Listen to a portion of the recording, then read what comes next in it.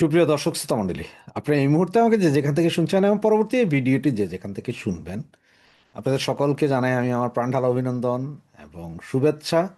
কৃতজ্ঞতা প্রকাশ করি সার্বক্ষণিক আমার পাশে থেকে আমাকে উৎসাহ দেওয়ার জন্য, লাইক, কমেন্টস এবং সাবস্ক্রাইব করার জন্য।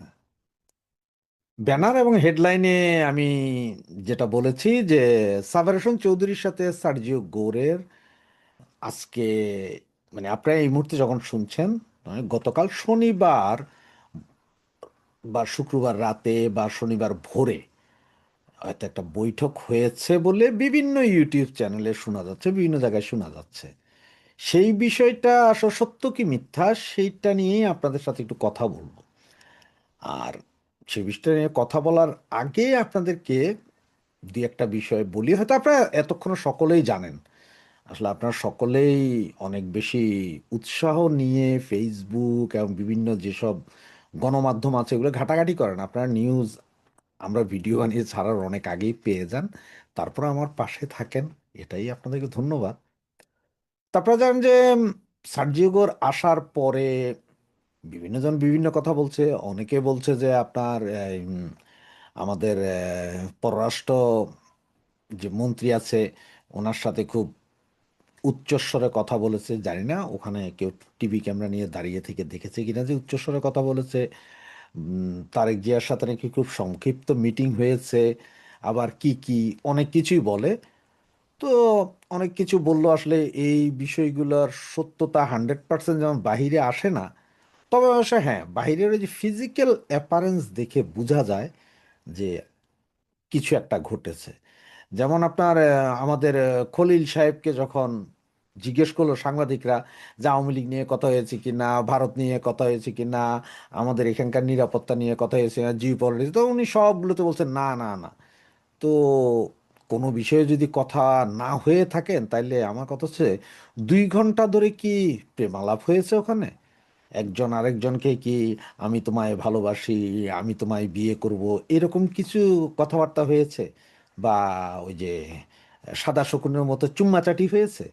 যদি না হয় তাহলে 2 ঘন্টা ধরে কি কথা হয়েছে একটু বাইরে আনা দরকার, একটু বাইরে বলা দরকার না? তো এই যখন ঘটনা, এর মধ্যে আজকে আবার দীনেশ ত্রিবেদীর সাথে দেখা করেছেন সার্জিও গোর। যেহেতু ওনারা আগে থেকেই একরকম, এটা বন্ধু বলতে আবার আমাদের মতো বন্ধু না যে গলায় হাত দিয়ে হাঁটলাম, ও দোস্ত চলো চলো চলো, এরকম না। এই কূটনীতিক হিসাবে বা ইয়ে হিসাবে ওনাদের মধ্যে একটা ভালো সম্পর্ক আছে, বন্ধুত্বপূর্ণ সম্পর্ক আছে। যার কারণে দীনেশ ত্রিবেদী যখন বাংলাদেশে রাষ্ট্রদূত হলেন, মন্ত্রিমর্যাদা পেলেন, তখন সরাসরি টুইট করেছিলেন সার্জিও গোর। তার মানে হচ্ছে যে ওনাদের মধ্যে একটা সম্প্রীতির ভাব আছে বা বন্ধুত্ব ভাব আছে। সুতরাং উনি ওখানেও দেখা করলেন দীনেশ ত্রিবেদীর সাথে। যেহেতু দীনেশ ত্রিবেদী এই মুহূর্তে বাংলাদেশে আছে, এর কিন্তু দীনেশ ত্রিবেদী বাংলাদেশে আসার আগে সার্জিও গোরের সাথে আবার দিল্লিতে দেখা করেছেন একজন আরেকজনের সাথে। তখন ওখানে ছিলেন, ওখানে দেখা করেছেন। আর আজকে আবার সার্জিও গোর যখন বাংলাদেশে তখন দীনেশ ত্রিবেদীর সাথে দেখা করেছেন, এটা ঠিক আছে। এরপর হঠাৎ করে আপনার শুনতে পারলাম যে সন্ধ্যার পর পরই সম্ভবত দীনেশ ত্রিবেদী সন্ধ্যা বা বিকালে শনিবার দিন দীনেশ ত্রিবেদী সরাসরি দিল্লি উড়ে গেলেন। কেন গেলেন, কি হলেন সেটা যেমন জানি না। সন্ধ্যার পরে আবার পুলিশকে সর্বোচ্চ সতর্ক অবস্থায় ইয়ে করা হইল, যে পুলিশ সর্বোচ্চ সতর্ক অবস্থায় থাকেন, আপনাদের গাড়িতে আক্রমণ হইতে পারে, আক্রমণ মধ্যে ইটপাটকেল মারা হইতে পারে, হয়তো গাড়িটায় দুই একটা ভেঙে চুরে জ্বলায় দেওয়া হইতে পারে, এইরকম। তো তটস্থ অবস্থায় এগুলো নিয়ে এক এক জায়গায় এক এক রকম বিচার বিশ্লেষণ করছেন। তবে আমার যতটুকু মনে হয় যে এই যে 15ই আগস্ট, 5ই আগস্ট নিয়ে এরা মনে হয় ভয়ে আছেন যে এই আগস্ট মাসে আওয়ামী লীগ না জানি কি করে, আওয়ামী লীগ কোথায় কোথায় বাধা দেয়, কোথায় কোথায় আবার কাকে কাকে ধোলাই করে, এইটা নিয়ে সম্ভবত ওনারা খুব তটস্থ, যার কারণে হয়তো পুলিশকে সর্বোচ্চ সতর্ক অবস্থায় রাখা হয়েছে। আরও ভেতরে অন্য কিছু থাকতে পারে, সেটা তো আর এখনো জানা যায়নি, আমার মনে হয় আর কি এটা। তো চলেন এবার আসি সাবের হোসেন চৌধুরীর সাথে সার্জিও গোরের বৈঠকের বিষয়টা। প্রথম নিউজটা আমাদেরই একজন ইউটিউবার বোন, উনি বলেন যে আহ, উনি কারো নাম নেননি, তখন উনি বলেছিলেন যে আওয়ামী লীগের একজন নেতার সাথে দেখা হয়েছে, বৈঠক হয়েছে, এবং সেকেন্ডলি একজন মহিলা নেত্রীর সাথেও দেখা হওয়ার কথা ছিল, কিন্তু উনি নিরাপত্তার কারণে, মানে মহিলার নিরাপত্তার কারণে নাকি দেখা করেন নাই। তো আমার এই ছিল ওনার। এরপর আজকে তো শনিবার দিন তো সকাল থেকে শুরু হইলো কাউ কাউ কাউ কাউ কাউ সাবের হোসেন চৌধুরী, সাবের হোসেন চৌধুরী, সাবের হোসেন চৌধুরী। মহিলার নাম এখন কাউরে পায় না, কারণ মহিলা তো আছে দুইজন, একজন হচ্ছে যে আইভি, একজন হচ্ছে শিরিন শারমিন চৌধুরী। এই দুইজন ছাড়া হাই প্রোফাইল বাংলাদেশে এখন আর কেউ নেই। এত বড় হাই প্রোফাইল সারা বাংলাদেশ চিনে। সাবের হোসেন চৌধুরীকে সারা বাংলাদেশের সবাই চিনে, আমারে না চিন তারা আপনারা না চিন থাকে, সাবের হোসেন চৌধুরীকে সবাই জানে, সজ্জন ব্যক্তি হিসাবে, ভালো লোক হিসেবে সবাই জানে। শিরিন শারমিনকে স্পিকার হিসেবে জানে, আর সেলিনা হায়াত আইভি, ওনাকে তো সকলে মেয়র নারায়ণগঞ্জের, সেই হিসাবেও সবাই জানে, সবাই চিনে। সুতরাং এখন সাবের হোসেন চৌধুরীর নাম আসছে, কিন্তু এই দুই নামের মধ্যে মনে হয় কারোটা একক কেউ নাই, যার কারণে ওনার নাম আসে নাই। তো সত্য না মিথ্যা, এখন আমার যেটা কথা, এটা আমার যুক্তি, আমি যেটা বুঝি, আমি জানি না আপনারা আমার এই যুক্তি ভালো লাগবে কিনা, আবার আপনাদের পছন্দ হবে কিনা তাও জানি না।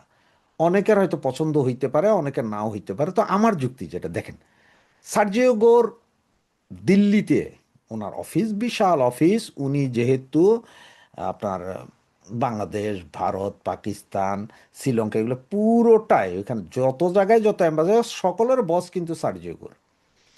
ওনার চোখে দেখেন হচ্ছে যে কে,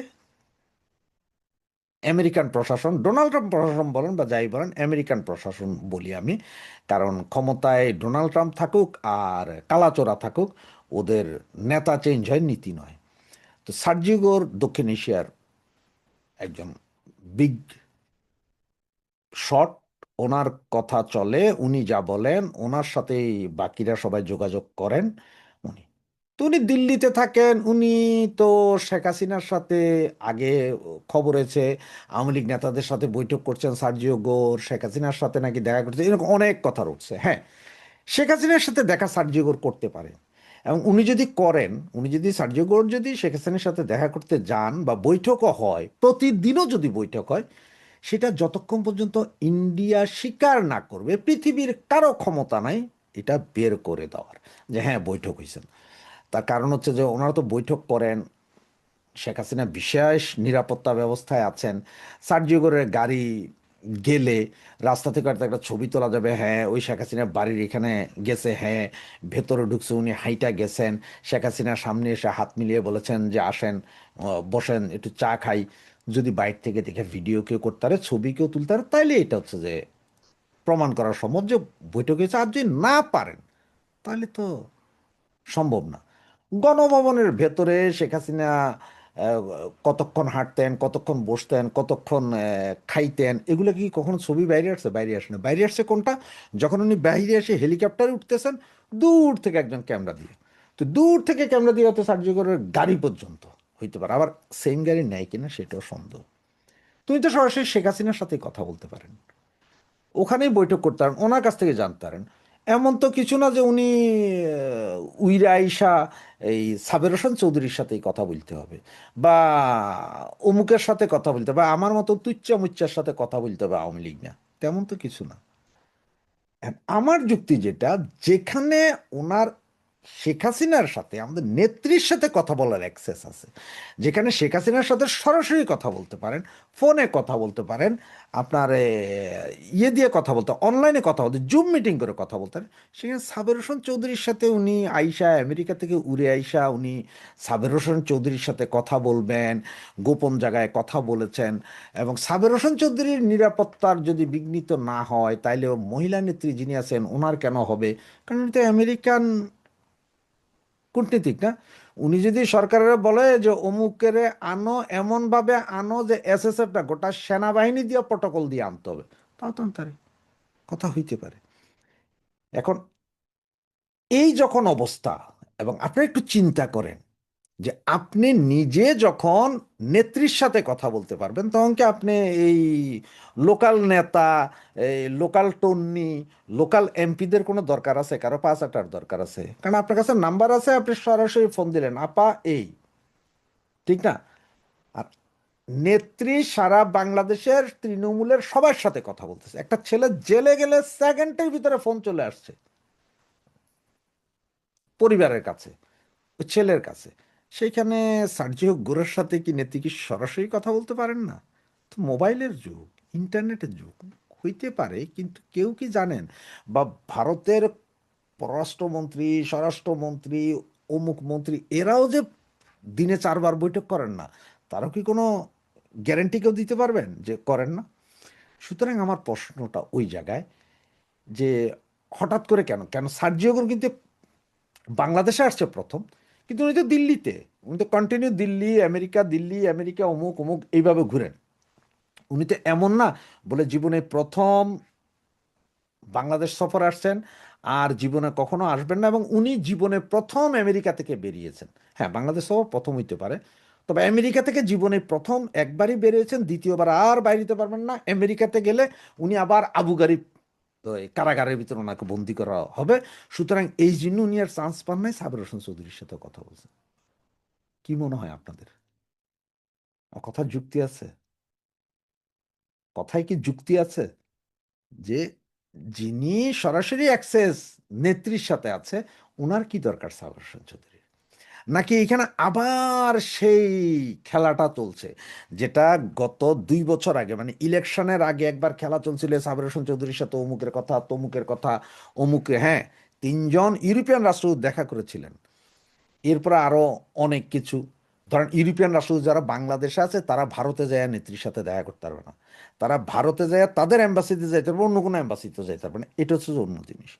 সুতরাং তারা হয়তো সাবের হোসেন চৌধুরীর সাথে দেখা করেছেন, কথা হয়েছে, সেটা হচ্ছে ভিন্ন কথা, সেখানে অনেক। আর সার্জিও গোর, আচ্ছা ভাই, একটা কথা বলেন তো, এই সার্জিও গোর কার কার সাথে বৈঠক হয়েছে, কি কি কথা, সব তো টুইট করে দিছে। তো সাবের হোসেন চৌধুরীর সাথে কথা হয়েছে, এটাও তো উনি টুইট করতে পারতেন, নাকি উনিও এনসিপির ভয় পাইছেন যে এনসিপির এরা এসে আবার ওনারা মারবে কিনা, এটা ভয় পাইছেন? তো ভয় পাওয়ার মানুষ? এরা কি ভয় পাওয়ার মানুষ? এত খুল্লাম খুল্লা করে যা করে, খুল্লাম খুল্লা। আর এ যদি কথা বলতে চায় তাহলে কি তারেক ভাই আটকাইতে পারবো যে এই কথা কেন না? এটা আমার দেশে বৈশা আরেক দেশের রাষ্ট্রদূতের সাথে যায় বৈঠক করে বলাইছে, সেইখানেই তারেক ভাইয়া কিছু কইতে পারেন নাই। আর এখানে আরেকজনের সাথে কথা বলতে তো কোনো সমস্যা নেই। সুতরাং আমার যেটা মনে হয়, এখানে মনে হয় আবার সে একই খেলা চলতেছে। যখনই দল একটু গুছাই আসতেছে, যখনই মনে হচ্ছে যে না, নেত্রী বলে দিয়েছেন যে আমি ডিসেম্বরের ভিতরে আসব, যখনই দলটা একটু গুছাই উঠতেছে, কিছুটা ঐক্যের কাছাকাছি আসতেছে, তখনই সম্ভবত আবারও সেই কুচুকরি মহল তারা আইসা এখানে ভিতরে আবার একটা পেশ কি করতেছে, সাবির হোসেনের সাথে মনে হয় কথা হয়েছে অমুকের সাথে, মানে আপনার আমার ভিতরে সন্দেহ ঢুকাই দিচ্ছে। এটা কি দল ভাঙার চেষ্টা, নাকি এটা দল গড়ার চেষ্টা, কি কারণ না কারণ, মানে আমরা এদিকে ব্যস্ত থাকি, ওই কুচুকরি মহল তাদের কাজ। কারণ হচ্ছে এই কথাগুলো এগুলো ছড়াই আমাদের দল থেকে। আমাদের দলের যে ক্রিমিনালগুলো এখনো বাইচে আছে, যেসব ক্রিমিনালের কারণে আজকে এই দলের এই অবস্থা, যেসব ক্রিমিনালের কারণে আজকে আমার নেত্রীর এই অবস্থা, এই ক্রিমিনালগুলাই। এখন আমার মতামত এটা, আপনার মতামত কি কমেন্টসে জানান। আপনার মতামত কি আপনি নিজের ফেসবুকে লিখুন এবং আপনি জানান। আমিও জানতে চাই যে আপনাদের মতামত কি আমার সাথে মিলে কিনা। আর এই ভিডিওটা আপনারা শুধু আপনাদের কাছে নয়, বন্ধু বান্ধব পাড়া প্রতিবেশী আত্মীয় স্বজনের কাছেও পৌঁছান, তারাও যাতে তাদের মতামত দেয়।